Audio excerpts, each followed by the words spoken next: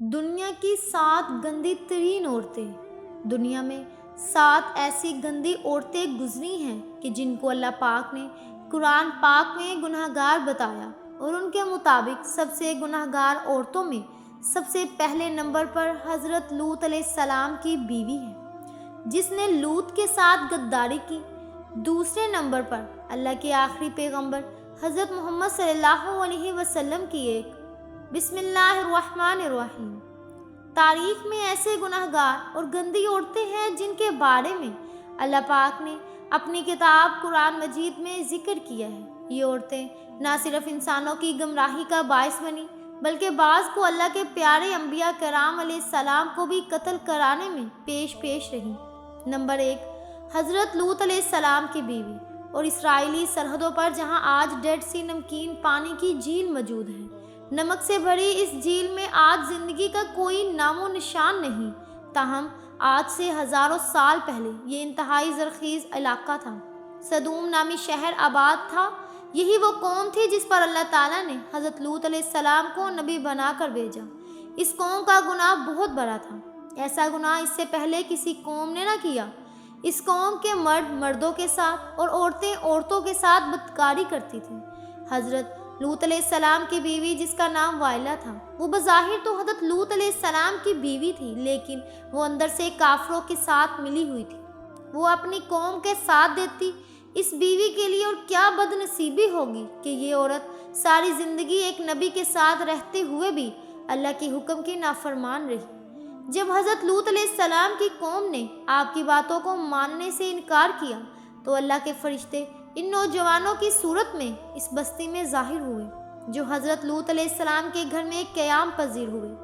حضرت لوط علیہ السلام کی بیوی، جو اپنی قوم کے ساتھ ملی ہوئی تھی، اس نے جا کے اپنی قوم کو بتا دیا کہ نوجوان ہمارے گھر ٹھہرے ہیں۔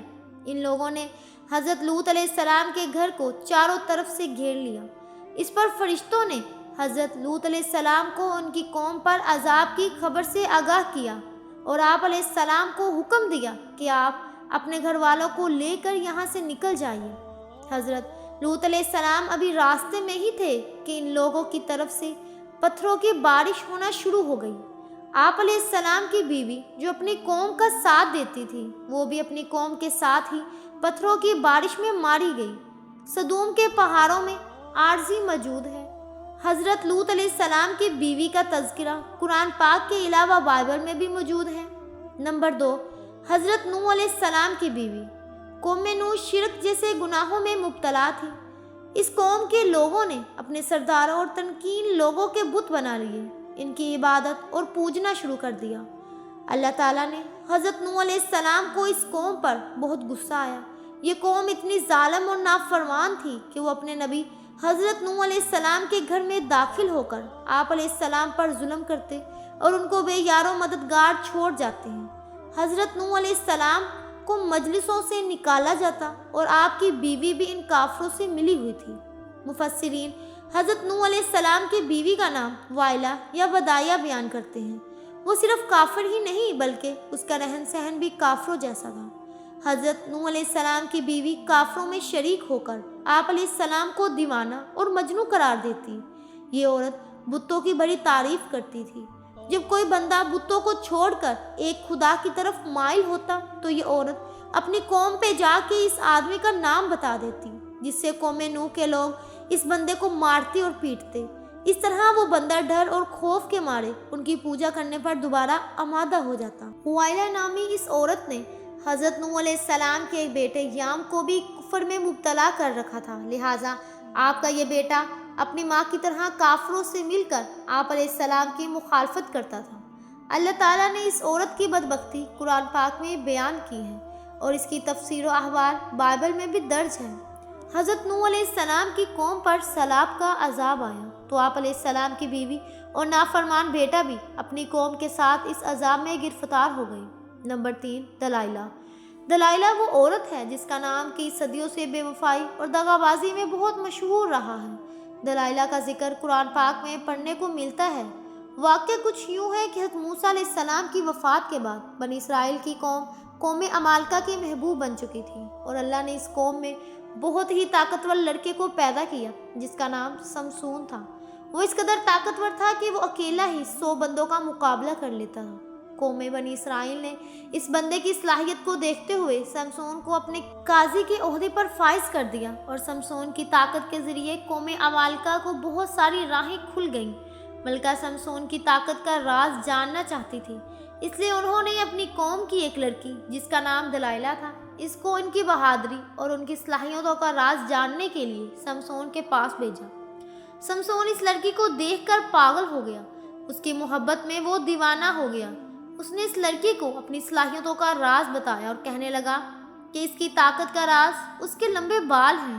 ایک دن موقع دیکھ کر سمسون کے لمبے بال کاٹ دیے، تو اس رات کو عمالقہ نے بھی سمسون پر حملہ کیا اور اس کو گرفتار کر لیا۔ پھر ایک دن قوم عمالقہ سمسون کو گرفتار کر کے جشن منا رہی تھی، تو سمسون نے اللہ پاک سے دعا کی کہ اے اللہ مجھے معاف کر دے۔ اللہ پاک نے سمسون کی دعا قبول کرتے ہوئے اس کی تمام طاقت واپس لوٹا دی۔ جس ستون کے ساتھ سمسون کو باندھا گیا تھا، سمسون نے اس ستون کو اپنی طاقتوں سے کھینچا تو سارے کا سارا محل زمین بوس ہو گیا، جس کے نتیجے میں دلائلہ اور قوم عمالقہ کے بے شمار لوگ موت کی گھاٹ اتر گئے۔ نمبر 4، لبنان۔ لبنان کے مشہور بادشاہ کی بت پرست بیٹی تھی۔ اس کی شادی قوم بنی اسرائیل کے بادشاہ جزابل سے ہوئی تھی۔ جزابل نے نہ صرف اسے بتوں کی پوجا پر لگایا، بلکہ تمام ریاست میں ایک خدا کو ماننے کی بجائے بے شمار بت بنا دیے تھے، تاکہ لوگ ان کی پوجا کرتے ہوئے گمراہی سے باہر بھی نہ نکلیں۔ ایک دن قوم کے نیک بندے یرمیلا علیہ السلام نے جیزابل سے اور اس کے شوہر کو کہا کہ تم سب لوگ بتوں کو پوجا کرنے کی بجائے ایک خدا کی عبادت کیا کرو، اسی میں تمہاری بھلائی ہے۔ اس ظالم عورت نے یرمیلا کے ساتھ کھڑے ایک برے شخص پر شدید وار کیا نیزے سے، جس پر وہ وہیں پر شہید ہو گیا۔ یرمیلا علیہ السلام نے اس عورت کے لیے بد دعا کی کہ بہت جلد تیرے حسن و جمال بدن کو کتے نوچ نوچ کر کھائیں گے۔